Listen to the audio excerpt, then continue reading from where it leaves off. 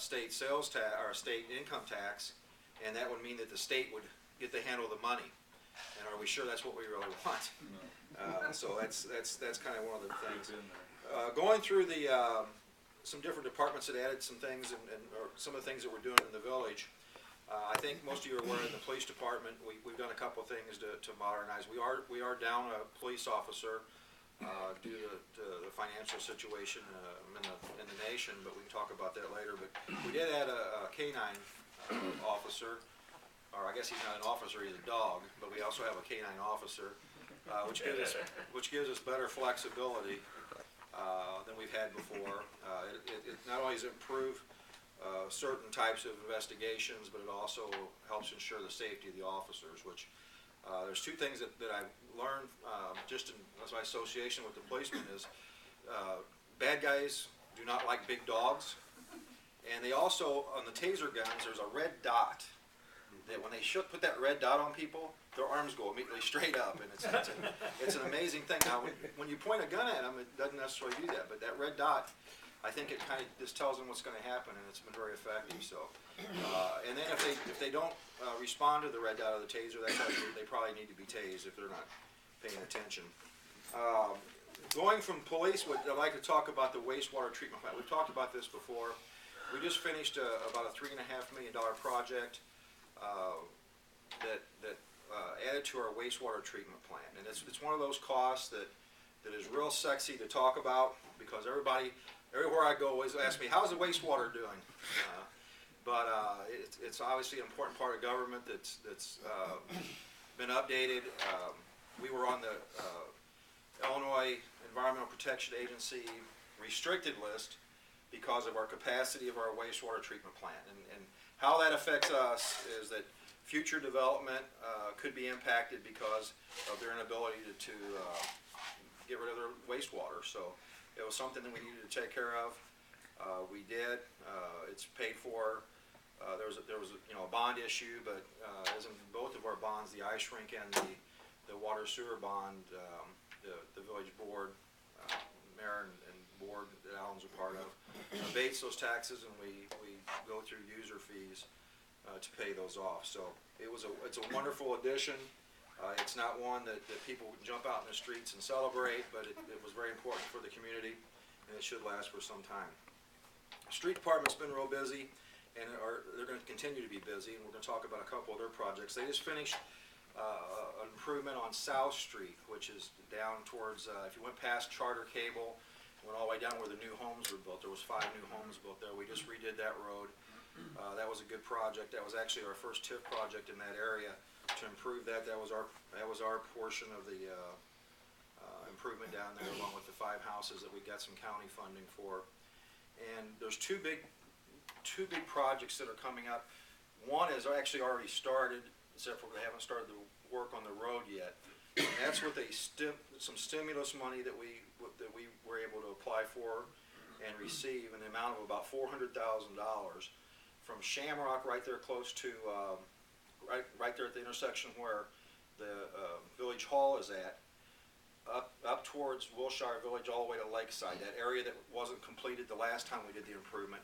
Those improvements are scheduled, and they'll start working on that, weather permitting, as early as January. I mean, they could start this month, but obviously it's so close to Christmas, I don't expect anything to be done.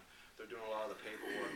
That project is going to be paid for 100% by federal stimulus money.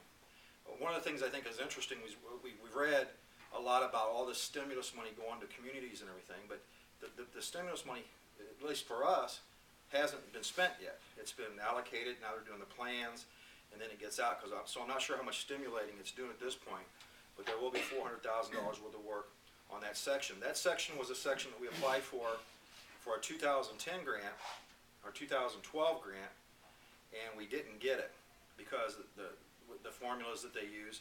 But what we did get for 2012 was from Shamrock back to St. Louis Avenue by the viaduct. So that'll be done in 2012, even though we did that a year prior. And the reason we got that is because of all the truck traffic basically from Olin to Olin. So it scored higher. So that section we got approved by the federal government. The other section we didn't get approved, but we got it through the stimulus money. So now, in theory, I think we're going to have improved road all the way from the viaduct all the way up to the airport. If you just go up that stretch, I think all the road's going to be improved. So that'd be a nice job. What's even better about it is, for the village's point of view, is we don't have any local money in that. We're getting grants for that, and using the stimulus money. Park and Recreation is continuing their park expansion, which the Rotary Club assisted in out back. It's shaping up a little bit by a little bit. They also had a major improvement on this building. The outside was a significant improvement. Unfortunately, the improvement was made several years ago and wasn't done properly, but they got it straightened out. This is a dry building. It's in shape for the community use for years to come, except for last Thursday. The building and zoning, Roger's here, and so he'll keep track and see if I say anything wrong. First of all, I'd like to say that municipalities don't have this, but if municipalities had MVPs, Roger Wirtz would be our MVP.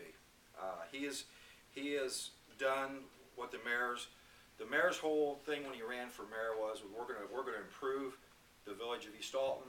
We're gonna take out some of this dilapidated housing. We're gonna improve our neighborhoods, and we didn't have anything to.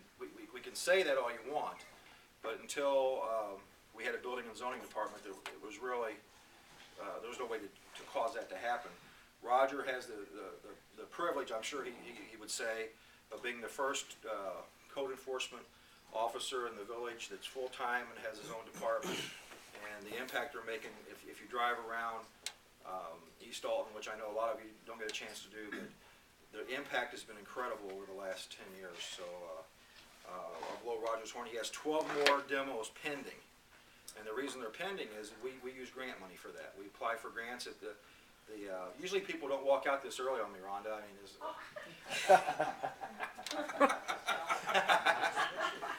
I mean, we use grant money. It's time, okay.